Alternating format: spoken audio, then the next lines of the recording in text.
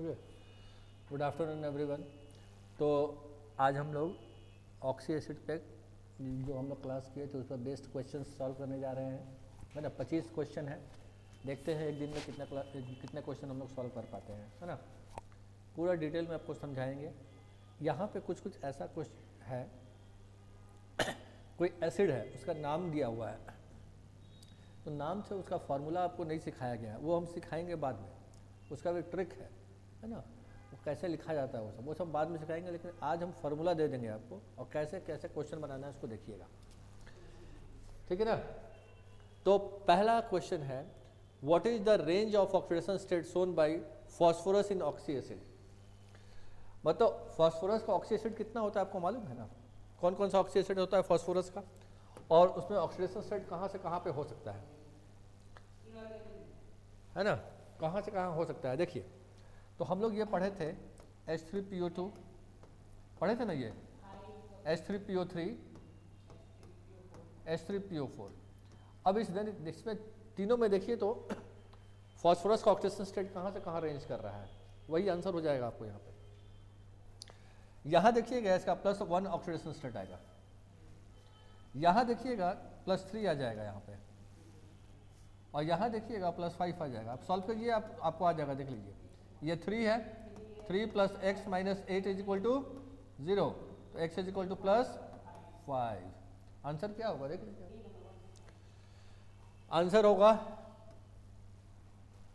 देखिए 1 से लेकर 5 तक वेरी कर रहा है, ठीक है। तो पहला क्वेश्चन हम लोग सॉल्व कर लिए, कहाँ से कहाँ वेरी कर सकता है, ठीक है। नाउ नेक्स्ट, इसको सॉल्व कर लिए, हटाते हैं हम। नेक्स्ट प्रश्न, अगला।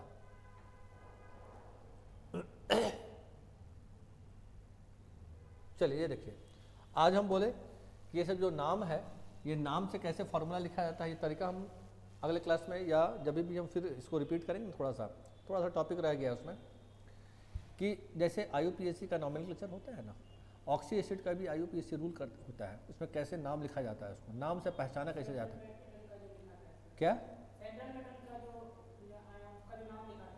नहीं, वैसे नहीं, हम बताएंगे उसको कैसे किया जाता है, उसका रूल चलता है ना। तो वो रूल हम बताएंगे। तो और नाम, जैसे अभी ये नाम से आप एसिड को पहचान नहीं सकते हैं। हाइपोफॉस्फोरस एसिड, तो हाइपोफॉस्फोरस एसिड होता है H3PO2, हाइपोफॉस्फोरस एसिड, ठीक है ना। तो देखिए, अब इसको दूसरा नाम क्या है, फॉस्फोनिक एसिड है कि नहीं। फॉस्फोनिक एसिड ये तो आप गूगल में सर्च मार कर देख सकते हैं। इसका नाम हम लोग पढ़ेंगे, जब P ब्लॉक पढ़ाएंगे ना हम, वहाँ पे डिटेल समझाएंगे। तो एक बार अपने से चेक कर लीजिए है कि नहीं, आज देख लीजिए आप लोग, ऑनलाइन वाले लोग जो भी हैं, आप देख लीजिए तो उसका दूसरा नाम क्या है। हाइपोफॉस्फोरस का अगला दूसरा नाम क्या है।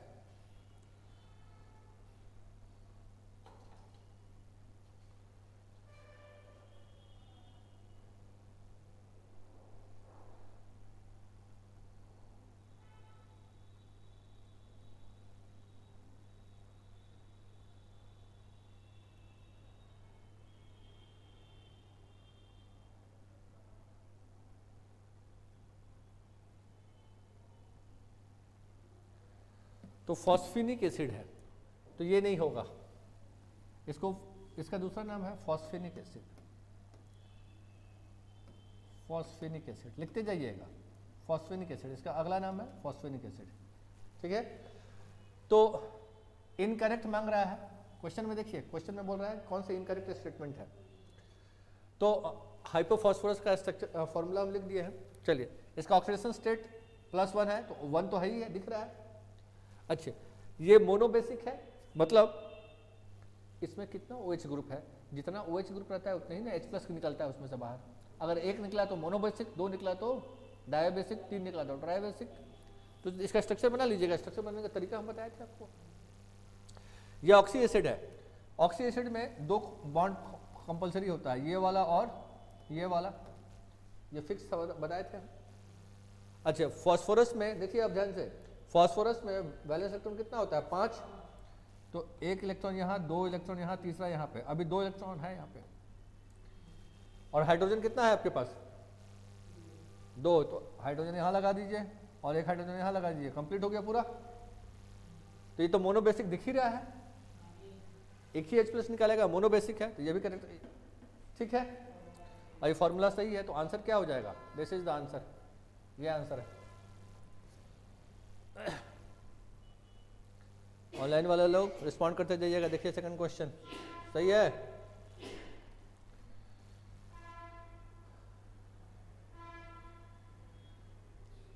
सिलेबस आपके पास नहीं है अभी? सिलेबस हम ग्रुप में डाल देते हैं, रुक जाइए, आज हम डलवाते हैं ग्रुप में सिलेबस। कहाँ भी चेंज हुआ है? हाँ चलो, अभी हम लोग पुराना सिलेबस सब पढ़ा रहे हैं आप लोगों को, तो पुराना सिलेबस आप लोगों को प्रोवाइड कर दिया जाएगा। बातचीत चल रहा है सिलेबस चेंज होने का, सिलेबस चेंज होगा जो, लेकिन जो जो टॉपिक हटाया नहीं जा सकता वो तो हम लोग कवर करेंगे। ये सब बेसिक चीज़ है, ये सब तो पढ़ना ही पढ़ना है आप लोगों को, है ना। उसी को टॉपिक को हम लोग कवर कर रहे हैं। पुराना सिलेबस हम डाल देते हैं, नया सिलेबस अभी आया नहीं है, ठीक है। 2 क्वेश्चन सॉल्व कर लिए हम लोग, तीसरा क्वेश्चन में आइए। देखिए, how many pH bond does hypophosphorous acid contain? अभी तो बनाए हम लोग, अरे हाइपोफॉस्फोरस अभी नहीं देखे हम लोग। हाइपोफॉस्फोरस एसिड में, इसमें पीएच बॉन्ड कितना है? 2 देखे ना अभी, 2 होता है आंसर, तो आंसर इज 2। अभी हम लोग सॉल्व किए थे, कितना पीएच बॉन्ड है इसके अंदर? 2 होता है, ठीक। और नेक्स्ट आइए, पायरोफॉस्फोरिक एसिड हम बताते हैं फॉर्मूला, आपको घबराइए मत, ये क्या होता है ये हम समझाते रहे आपको। पायरोफॉस्फोरिक एसिड क्या होता है, क्योंकि इसका ट्रिक है, इसका ट्रिक बताएंगे कैसे नाम लिखा जाता है। पायरोफॉस्फोरिक एसिड का मतलब होता है, समझिए, फॉस्फोरिक एसिड का स्ट्रक्चर लिख दीजिए, फॉर्मूला लिखिए। फॉस्फोरिक एसिड तो जानते हैं ना क्या होता है? क्या होता है? H3PO4 फॉस्फोरिक एसिड, ठीक है। इसको डबल कीजिए, इसको डबल कीजिए, ठीक है। और इसमें से डबल करने के बाद इसमें से एक मॉलिक्यूल पानी को बाहर कर दीजिए, जो बचेगा वही होगा नाम हाइपोफॉस्फोरिक एसिड, है ना। पायरोफॉस्फोरिक एसिड, पायरोफॉस्फोरिक एसिड, ठीक है ना।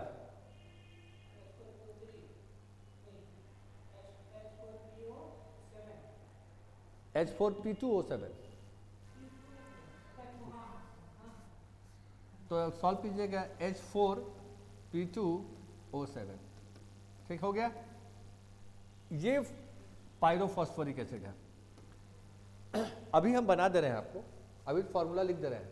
ये कैसे आता है याद करने का ट्रिक भी हम सब बताएंगे आप लोगों को, है ना। ऑक्सी एसिड का एक क्लास और लेंगे हम, उसमें हम बताएंगे किसी भी ऑक्सी एसिड का नामकरण कैसे किया जाता है ना। चलिए अब बताइए, इसका बेसिसिटी क्या होगा, निकालना है। इसका ट्रिक बताया है ना हम सब कुछ,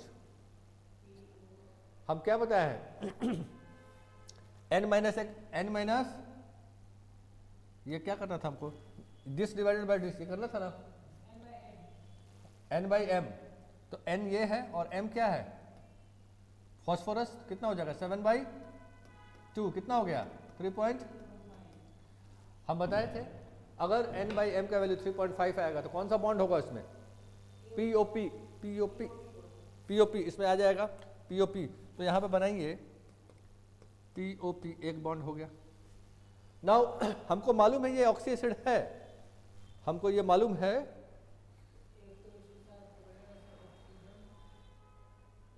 अभी तक आप व्हाट्सएप ग्रुप में नहीं है?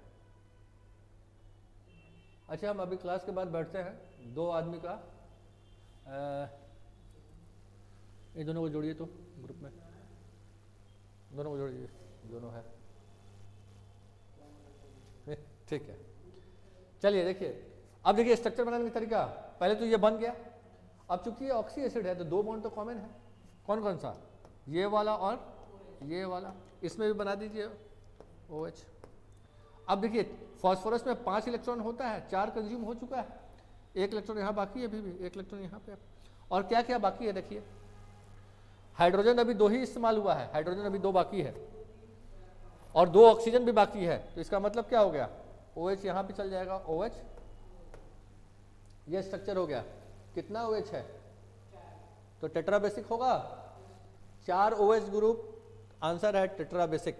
आंसर ये वाला देख लीजिए। ऑनलाइन वाले नहीं समझ में आया तो हमसे पूछिएगा। टेट्रा बेसिक है। कैसे सॉल्व कर रहे हैं क्वेश्चन देखते जाइएगा।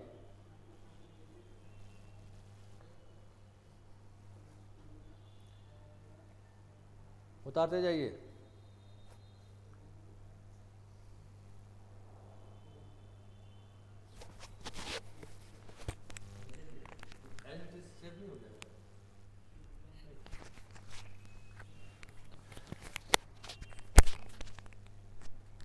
हो गया।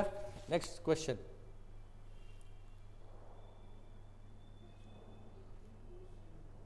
चलिए ये देखिए,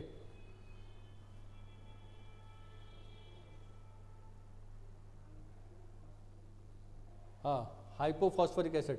तो अभी तो नाम लिखने का तरीका हम बताए, अभी नहीं बताए हैं आप लोग को। इसको आप लोग गूगल में सर्च मार लीजिए आप लोग, क्या होता है हाइपोफॉस्फोरिक एसिड।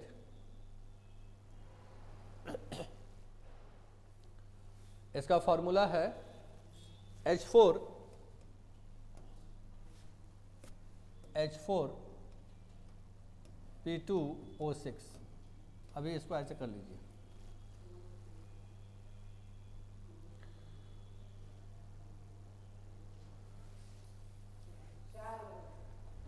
ये भी 4 है, +4 है। चलिए अब देखिए यहाँ पे क्या करने जा रहे हैं हम। पहले हाँ चलिए ऑक्सीडेशन स्टेट निकालना है। तो यहाँ पे क्या है 4 + 2x - 2x = x = +4। Answer is this one. अब ये कैसे आया फॉर्मूला, इसको नाम देख के ये हम बार बार समझा रहे हैं। हम एक क्लास लेंगे और ऑक्सी एसिड का नाम लिखने का तरीका आपको समझाएंगे पूरा, ठीक है। पहले आप लिखते जाइए सब चीज़, हम केवल आज फॉर्मूला लिख दे रहे हैं आपको। क्वेश्चन कैसे बनाना है देखते जाइए।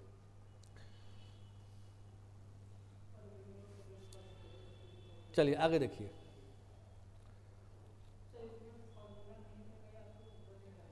हाँ हम बता रहे हैं, है ना। इसका आंसर ये पहले ये लिख लीजिए। ये पूरा क्वेश्चन वैसे सेट हुआ है केवल नाम पर। तो नाम पे देखिए, ऑर्थोफॉस्फोरिक एसिड का फॉर्मूला होता है ये H3PO4। हाँ इसका, और इसमें +5 होता है इसका, ये जानते हैं आप लोग, है ना।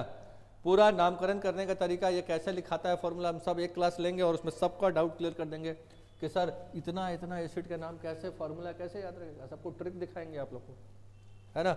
सब तुरंत हो जाएगा क्वेश्चन। चलिए आगे बढ़िए। Which of the following is the most popular oxy acid of sulphur. Sulphur का सबसे ज्यादा पॉपुलर कौन सा है?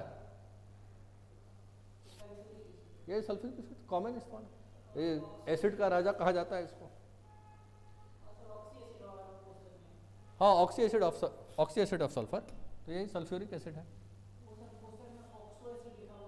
नहीं ऑक्सी एसिड ऑक्सो एसिड ठीक है, कोई दिक्कत नहीं है ना। आप जानते हैं ये बड़ा इंटरेस्टिंग चीज़ है, एनसीईआरटी का बुक 12th क्लास में पढ़िएगा ना, उसमें लिखा हुआ है किसी भी कंट्री का इंडस्ट्रियल ग्रोथ, इंडस्ट्री कितनी तेज़ी से भाग रहा है किस पे डिपेंड करता है मालूम है? जो एनालिस्ट लोग होता है, जो एक्सपर्ट लोग होता है ना, वो देखता है डाटा कैसे कलेक्ट करता है, देखता है कि उस कंट्री में कितना ज़्यादा सल्फ्यूरिक एसिड कंज्यूम हो रहा है। जिस कंट्री में जितना ज़्यादा सल्फ्यूरिक एसिड कंज्यूम हो रहा है ना, उसका इंडस्ट्रियल ग्रोथ सबसे ज़्यादा हो रहा है। ऐसे एनालिसिस होता है, ठीक है। इसको एसिड का राजा भी कहा जाता है इसको। ओलियम, ये तो हम लिखवाए थे, आप देखिएगा ओलियम बताए थे ना। ओलियम का बता रहे थे, हम बता देते हैं। Oleum is highly concentrated sulphuric acid. इसका मतलब क्या होता है समझिएगा। आप लीजिए 2 मॉलिक्यूल H2SO4 और इसमें से पानी को बाहर कर दीजिए एक, जो बच जाएगा उसको ओलियम बोलेंगे। हाईली कॉन्सेंट्रेटेड मतलब ये होता है सल्फ्यूरिक एसिड। वैसे इसको शुद्ध हिंदी भाषा में बोल लीजिए, इसको तेजाब बोल लीजिए इसको, है ना। तेजाब मतलब उसका एक बूंद यहाँ डालिएगा, इधर से इधर गिर जाएगा, 2 मिनट के अंदर पार कर देगा। तेजाब है ये, है ना। तो अब देखिए 2 मॉलिक्यूल इसको लीजिए, पानी को बाहर कीजिए, क्या फार्मूला बैठेगा देख लीजिए। H2H2O7 ये हो जाएगा। अब इसमें ओलियम में इसका बेसिसिटी मांग रहा है, तो इसका स्ट्रक्चर तो बना लीजिएगा ना, SOS बॉन्ड, तो इसका फॉर्मूला बनाइए, SOS बॉन्ड ये बनेगा, क्योंकि 3.5 आ रहा है, 7/2 3.5 SOS बॉन्ड बनेगा। अब ऑक्सी एसिड है तो ये वाला बॉन्ड कंपलसरी है, OH इधर और इधर भी OH। अब सल्फर का वैलेंसी होता है 6 वैलेंस इलेक्ट्रॉन है, एक यहाँ 2 3 4, 2 यहाँ बचा और 2 यहाँ बचा, और ऑक्सीजन कितना बचा आपका, 2 ऑक्सीजन बचा है केवल, तो यहाँ डालिए ऑक्सीजन, यहाँ डालिए ऑक्सीजन, ठीक है। तो बेसिसिटी कितना हो गया 2, आंसर 2, ठीक है। अब बोलिएगा कि सर सल्फर का तो 2 2 4 5 6 बॉन्ड हो गया, मतलब 12 इलेक्ट्रॉन हो गया, हो सकता है 8 से ज़्यादा इलेक्ट्रॉन हो रहा है, होगा क्यों, कोई दिक्कत नहीं है, क्यों, सल्फर थर्ड पीरियड का एलिमेंट है, आपको मालूम है थर्ड पीरियड या 4th 5th 6th 7th वाला जो भी एलिमेंट रहेगा ग्रुप का पीरियड का, वो 4 बॉन्ड से ज़्यादा बॉन्ड बना सकता है, उसमें कोई दिक्कत नहीं। चलिए ठीक है, तो आंसर इज 2। नेक्स्ट आइए, मार्शल एसिड क्या होता है, बाय नेम हम बता देते हैं। मार्शल एसिड होता है H2H2O8, this is Marshall acid, this is Marshall acid, ठीक है। अब ये लिखने का तरीका ऐसे किए हुए हैं, ठीक है ना, पहले इसका स्ट्रक्चर बना लीजिए, आपको समझ में आ जाएगा। कितना आया देखिए, 3.5 से ज्यादा आ रहा है, 4 आ जा रहा है, तो 4 आ जा रहा है तो कौन सा बॉन्ड, ये वाला पेरोक्साइड बॉन्ड, पेरोक्साइड लिंकेज बन जाएगा इसमें, ठीक है ना। अब देखिए ये ऑक्सी एसिड है तो ये वाला बना लीजिए एक, ठीक है। अभी 2 ऑक्सीजन 2 इलेक्ट्रॉन सल्फर के पास है, कितना ऑक्सीजन रह गया, और 6 हो गया, 2 बाकी है 8, तो यहां पर डाल दीजिए इसको,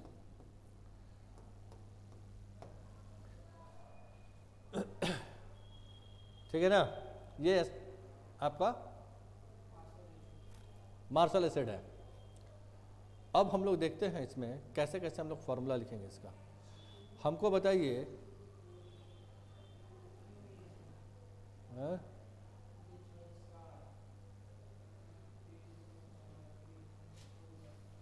यहां का फॉर्मूला लिखिए तो क्या हो रहा है, 2H है, H2 है, और 3 3 6 7 8, ठीक है। यहाँ 3 और 3 6, ये तो नहीं हो सकता आंसर, ऑक्सीजन 6 ही है। यहाँ पे 3 और 3 6 1 7, ये भी नहीं है, 2 3 5 ये भी नहीं है, तो आंसर इज दिस वन।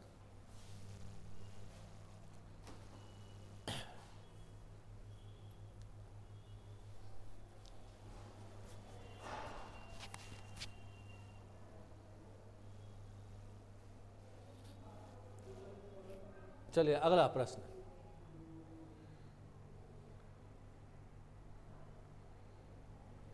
अब जैसे सिंपल क्लोरीन का ऑक्सी एसिड कौन नहीं है भाई, तो पहला है जो देख लीजिए, ये यहाँ ऑक्सीजन है क्या, नहीं है, तो बस सिंपल, इसमें ज़्यादा दिमाग लगाना नहीं है। आगे बढ़िए, अब इसका नाम, ये पर क्लोरिक एसिड है, तो पर क्लोरिक एसिड का फॉर्मूला लिख देते हैं HClO4, ये फॉर्मूला होता है। ये नामकरण हम बार बार बता रहे हैं, नामकरण कैसे किया जाता है सब हम बताएंगे आपको रूल, पहले हम फॉर्मूला लिख दिए। चलिए अब क्वेश्चन सॉल्व करते हैं। क्या इसमें 3 डबल बॉन्ड है और सिंगल बॉन्ड है, 7 सिंगल बॉन्ड है, तो इसका स्ट्रक्चर बना लीजिए, अब आंसर आ जाएगा, है ना। तो इसका स्ट्रक्चर बनाते हैं, ऑक्सी एसिड है, क्लोरीन, एक बॉन्ड ये बनाइए और एक बॉन्ड ये बनाइए, एक यहां बनेगा और एक यहां बनेगा, लीजिए ये हो गया ऐसे, this is the oxy acid. पहले आप ये बना लेते हैं, ये वाला दिस, ये वाला, ये वाला, और उसके बाद क्लोरीन में 7 वैलेंस इलेक्ट्रॉन होता है, तो 7 में से 3 यूज हो गया, 4 बचा और 2 ऑक्सीजन बचा, तो यही होगा स्ट्रक्चर। अब चेक कर लेते हैं, 3 डबल बॉन्ड है, 3 डबल बॉन्ड तो दिख ही रहा है, और एक सिंगल बॉन्ड है, ठीक है भाई। 7 सिंगल बॉन्ड, एक मिनट,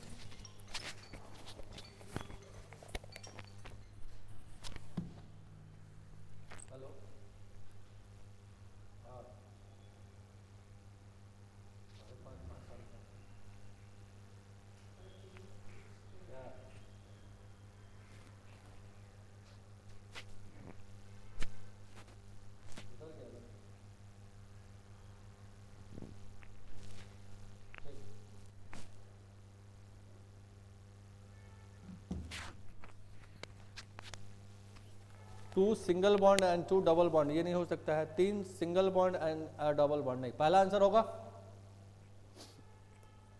3 डबल बॉन्ड है और 1 सिंगल बॉन्ड है। ये क्वेश्चन बड़ा स्पेसिफिक है, how many bonds does chlorine makes, तो क्लोरीन को चेक करना है हमको, जो 3 डबल बॉन्ड बनाता है और 1 सिंगल बॉन्ड बनाता है ये, ठीक है ना। चलिए आगे बढ़िए, एसिडिक स्ट्रेंथ चेक करते हैं हम लोग इसमें।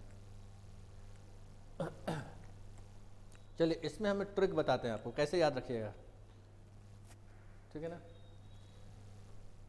देखिए हम इसमें नोट लिखवा देते हैं, इसको नोट करके लिख लीजिएगा। नोट कैसे निकालते हैं हम लोग, if central atom is same, if central atom is same, लेकिन यहाँ सेंट्रल एटम सेम है क्या, सब में डिफरेंट डिफरेंट है। देखिए यहाँ पर क्लोरीन है, ब्रोमीन है, यहाँ पर आयोडीन है, तो अभी रूल लिखवा रहे हैं, if central atom is same then higher the oxidation number, higher is the acidic strength, ये पहला पॉइंट लिखवा रहे हैं, higher is the acidic strength.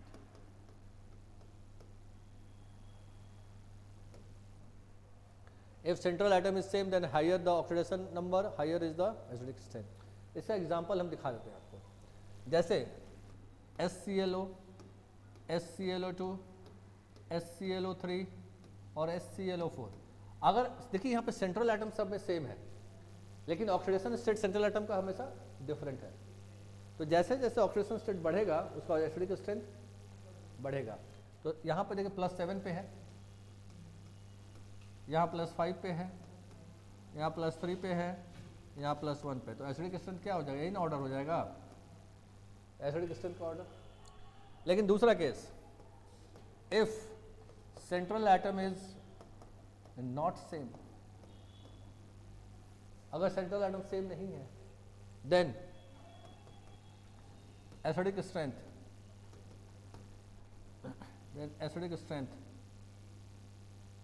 Depends upon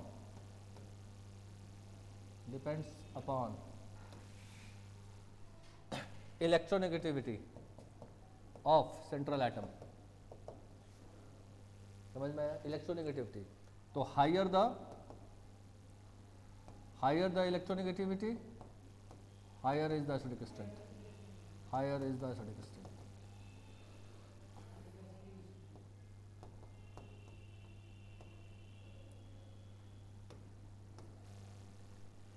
तो ऑनलाइन वाले लोग जो हैं तो उसका इसका स्क्रीनशॉट ले लीजिएगा, ये स्टेटमेंट लिखा हुआ है लिख लीजिए, या तो स्क्रीनशॉट ले लीजिए आप, इसका नहीं होता है तो आप इसको लिख लीजिए इसको, ये स्टेटमेंट लिख लीजिए, बड़ा इंपॉर्टेंट है। इसका आंसर अब तो आप बता दीजिएगा आप लोग, कौन सा आंसर होगा। देखिए आंसर होगा,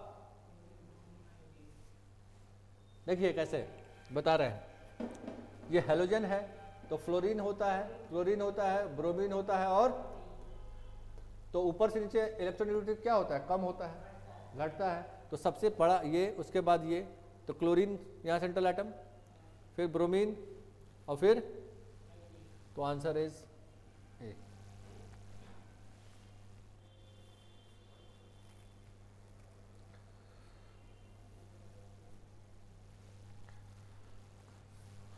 हो गया,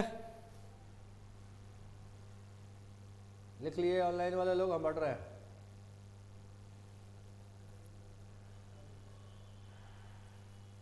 चलिए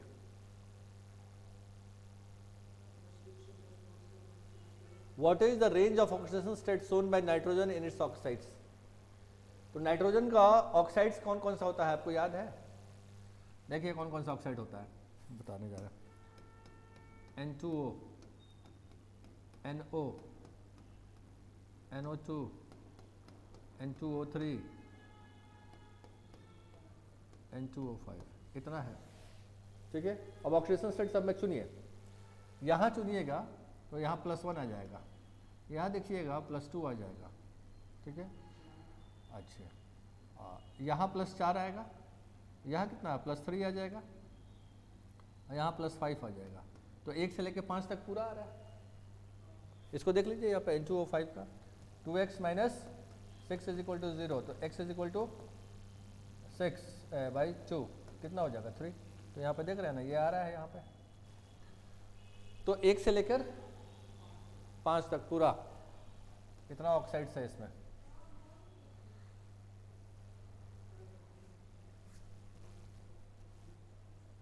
कितना क्वेश्चन सॉल्व कर लिया हम लोग, 13। चलिए आगे बढ़िए, इस क्वेश्चन में आइए। हाँ,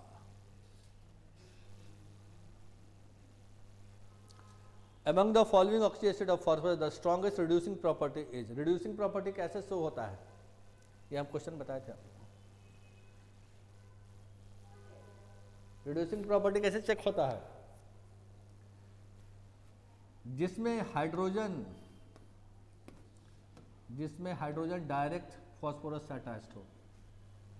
जितना ज़्यादा हाइड्रोजन डायरेक्ट फॉस्फोरस से अटैच रहेगा उसका रिड्यूसिंग पावर उतना ज़्यादा रहेगा डायरेक्ट, ठीक है ना।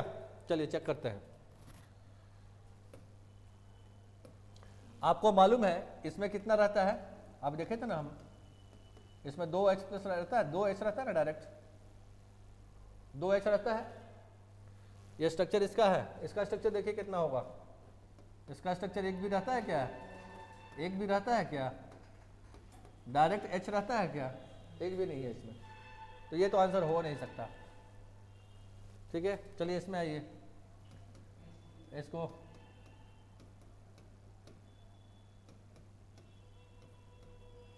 देख लीजिए। यहाँ पे एक है ना, यहाँ पे ये भी आंसर नहीं हो सकता है। इसका रिड्यूसिंग पावर देखिए 2 है, डायरेक्ट हाइड्रोजन अटैच्ड है। अब चलिए यहाँ पे आइए, इसको चेक कर लीजिए, ठीक है ना। इसका स्ट्रक्चर तो आप बना लीजिएगा, क्या बनेगा POP बॉन्ड, क्यों, क्योंकि 3.5 आ रहा है। तो यहाँ पे ये, यहाँ पे ये, यहाँ पे ये, यहाँ पे ये, अब क्या बच गया देख लीजिए, 5 हो गया ना, 7 OH यहाँ, OH यहाँ, होगा क्या आंसर, ये भी नहीं होगा। आंसर क्या है, हम बताएं कि जिस ऑक्सी एसिड में जितना हाइड्रोजन डायरेक्ट सेंट्रल एटम से अटैच्ड है, जितना H+ hydrogen direct central atom से अटैच है, उतना ज़्यादा उसका रिड्यूसिंग पावर होता है। ये हम जो लेक्चर हम दे रहे थे ऑक्सी एसिड पर, तो उसमें हम इस चीज़ को समझाए भी थे, आप लोग देखिएगा उसको, ठीक है। चलिए नेक्स्ट क्वेश्चन, इसमें आइए। ओलियम का फॉर्मूला तो बताए थे अभी हम, H2O2 यही ना, यही था फॉर्मूला, यही तो हम बताए थे आपको अभी थोड़ी देर पहले। चलिए इसको सॉल्व करके बताइए आंसर, इसका तुरंत बना लीजिएगा आप लोग।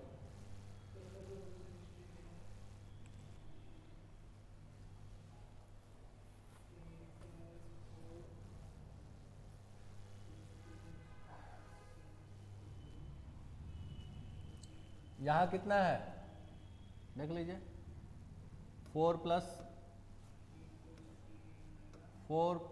2x 10 कितना हो रहा है, 6 +3 हो जा रहा है ना, तो यहाँ +3 है। चलिए यहाँ +3, यहाँ देखिए कितना हो रहा है, 12 में से 4 8 +4 आ रहा है यहाँ पे, यहाँ +4 आ रहा है, और यहाँ कितना आ रहा है 10 +5 आ रहा है, 3 4 5, ये आंसर है।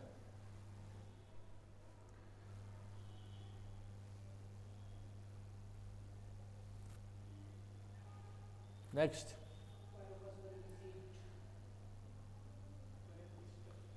तो पायरोफॉस्फोरिक एसिड हम बता दिए थे। हम क्या बताए थे आपको कि 2 मॉलिक्यूल ऑफ फॉस्फोरिक एसिड लीजिए और उसमें से क्या कीजिए, 1 मॉलिक्यूल पानी को बाहर कर दीजिए, जो बचेगा फार्मूला H4P2O7, इसका स्ट्रक्चर क्या होगा, तो ये 3.5 आ रहा है ना, तो पीओपी बॉन्ड आ रहा है, ये वाला आंसर है, ज़्यादा दिमाग नहीं लगाना है, और किसी में भी पीओपी बॉन्ड नहीं होना है, तो वही स्ट्रक्चर होगा।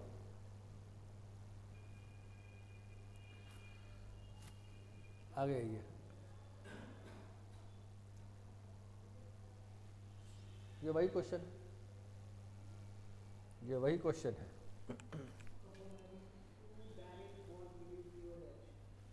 पी और एच के बीच में 2 डायरेक्ट बॉन्ड बन रहा है, ये वाला देखिए, मतलब हाइड्रोजन डायरेक्ट सेंट्रल एटम से 2 बार अटैच्ड है, किसमें, इसी में ना था, ये स्ट्रक्चर था ना, इसी में ना था, इसी में था, 2 हाइड्रोजन डायरेक्ट सेंट्रल एटम से अटैच था, तो ये आंसर है, बाकी कहीं नहीं है।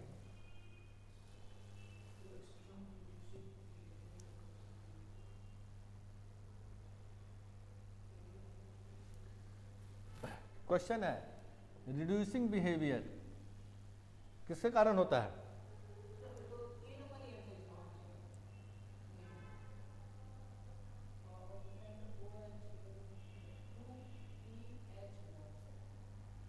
यही पहला आंसर है, ये आंसर है,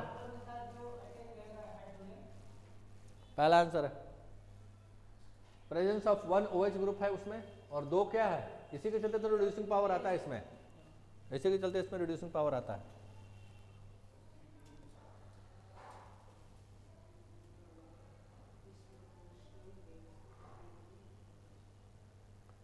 चलिए हम डिस्प्रपोर्शनेशन रिएक्शन क्या होता है हम बता देते हैं आपको, ये हम पढ़ाए हुए हैं, टाइप्स ऑफ डिस्प्रपोर्शनेशन रिएक्शन हम पढ़ाए हुए हैं। सुनिए, डिस्प्रपोर्शनेशन रिएक्शन ऐसा रिएक्शन होता है जिसमें एक ही एलिमेंट का ऑक्सीडेशन होता है, उसी का रिडक्शन हो जाता है, समझ में आया? जैसे देखिए कैसे हो रहा है,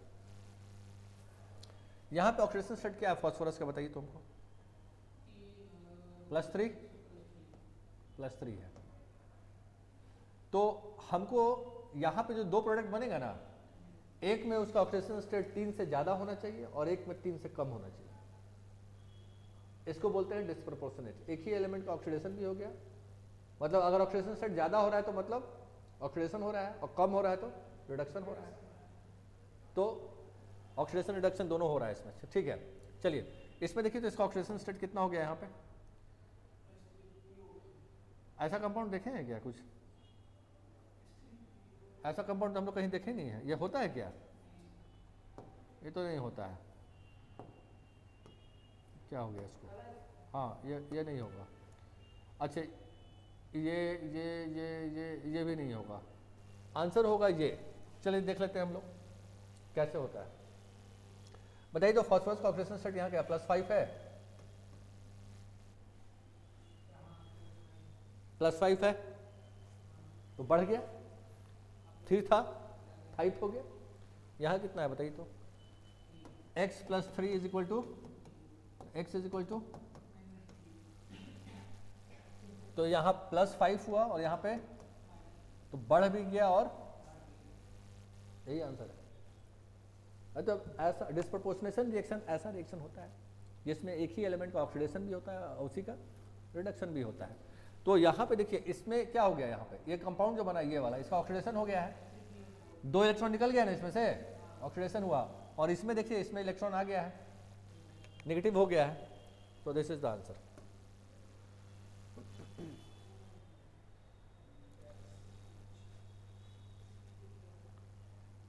चलिए आइए, ये क्या किया है, ये क्या है, हमने बता देते हैं, the number of SO bond present in, यह फॉर्मूला बताता है, H2SO8। आपको बताना है इस कंपाउंड में SO बॉन्ड कितना है, तो इसका स्ट्रक्चर बना दीजिए आप।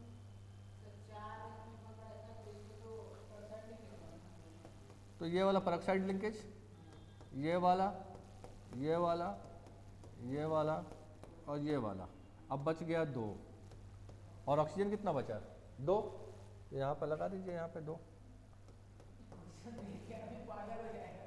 हाँ हाँ, ये ऐसे लिखा हुआ क्वेश्चन जो है, इसको हम लोग ऐसे लिख दिए, इसको देख लीजिएगा आप लोग। कितना हो गया 4, आंसर इज 4।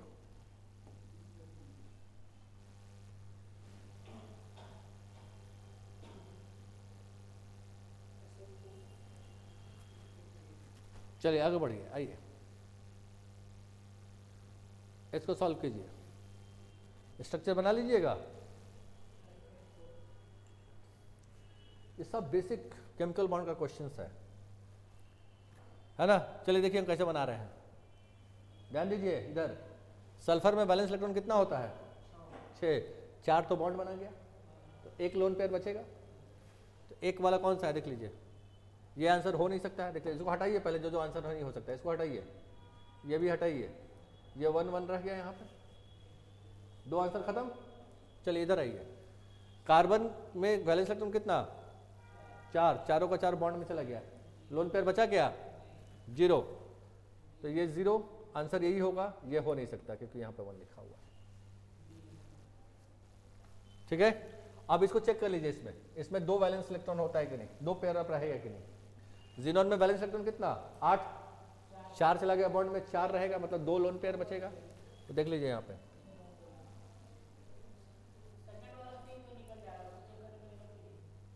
ऐसे ही इतना बड़ा क्वेश्चन देकर डर लगेगा, लेकिन ऐसे ही एलिमिनेट कर दीजिए, तुरंत आंसर बन जाए, हो जाए, है ना। स्टूडेंट को पढ़ने में भाई इतना बड़ा का क्वेश्चन है कैसे होगा, सिंपल एलिमिनेट कर दीजिए उसको। चलिए 3 क्वेश्चन और रह गया। चलिए यहाँ देखिए, इसका स्ट्रक्चर बनाइए, तो NO3 माइनस का स्ट्रक्चर बनाना सिखाया था ना इसका।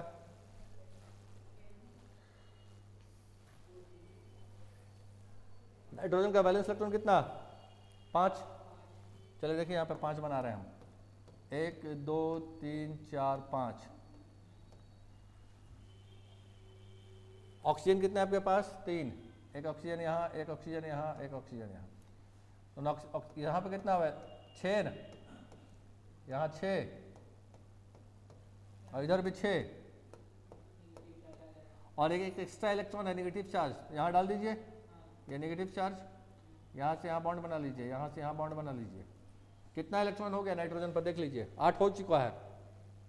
यहाँ डबल बॉन्ड बनाइए क्या, नहीं बन सकता है, कोऑर्डिनेट बॉन्ड बनेगा यहाँ पे, यहाँ कोऑर्डिनेट डबल बॉन्ड बनाइएगा तो इसमें 10 इलेक्ट्रॉन हो जाएगा। नाइट्रोजन सेकंड पीरियड का एलिमेंट है, 10 नहीं हो सकता, है ना। तो क्या कीजिएगा, इसको यहाँ से ऐसे दिखा दीजिए, इसको कोऑर्डिनेट बॉन्ड दिखा दीजिए इसको ऐसे। अब क्वेश्चन बनाइए, the number of bond pair and lone pair of electron of nitrogen atom, lone pair and, तो लोन पेयर बचा क्या, लोन पेयर तो एक भी नहीं है नाइट्रोजन के ऊपर, और बॉन्ड पेयर कितना है 1 2 3 4, 4 बॉन्ड पेयर और लोन पेयर 0, क्योंकि एक भी लोन पेयर बचा नहीं है, सब बॉन्ड में चला गया है।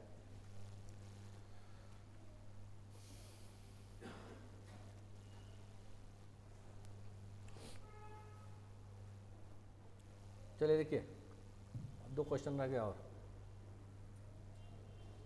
लीजिए इसको देखिए,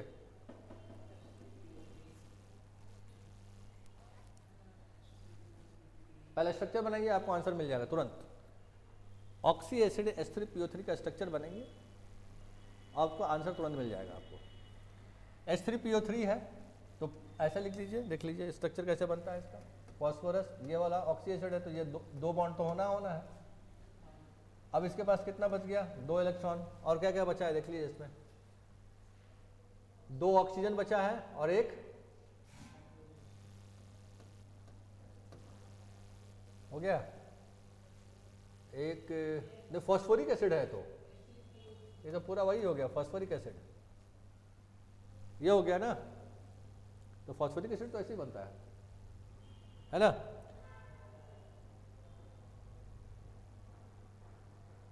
नहीं H3PO3, अच्छा ये H3PO4 है, H3PO4 है, ये H3PO4 है, और H3PO3 क्या हो जाएगा,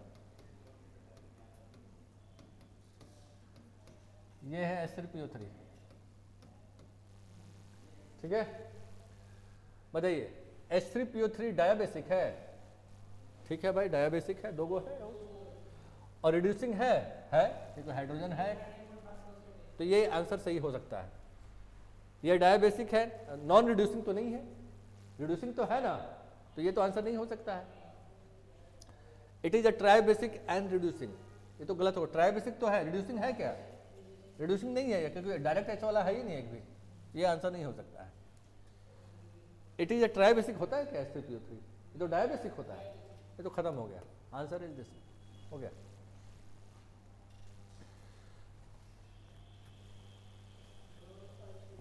लास्ट प्रश्न आज का,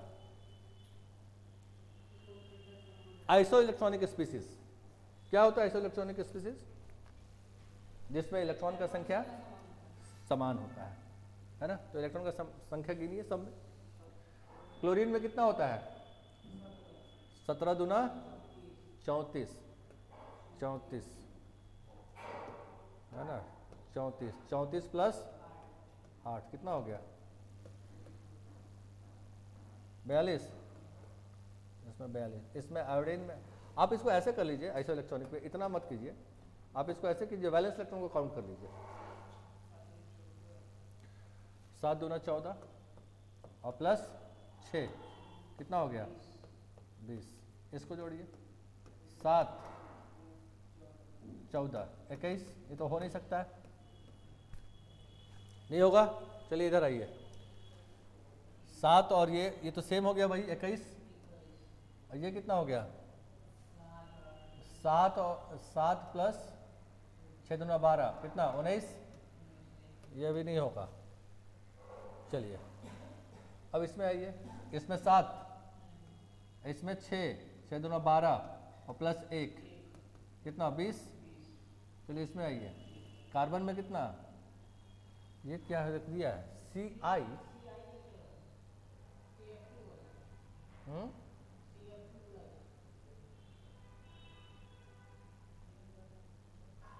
चलिए इसको हम लोग देख लेते हैं, ये मॉलिक्यूल में कुछ गड़बड़ है, इसको चेक कर लेते हैं, इसको चेक कर लेते हैं। ये 7,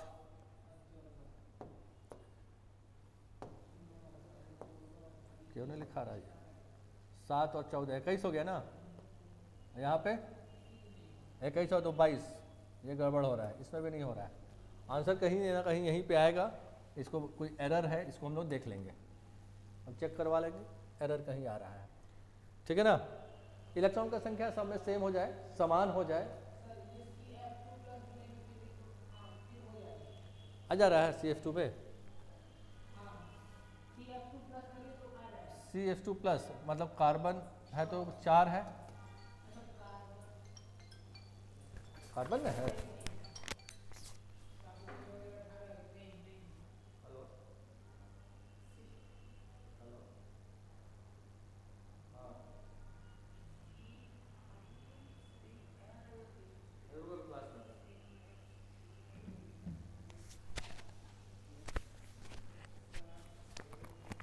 क्वेश्चन में कहीं ना कहीं एरर है, हम लोग देख लेंगे इसको, है ना। बाकी क्वेश्चन तो आज का हो गया सब कुछ।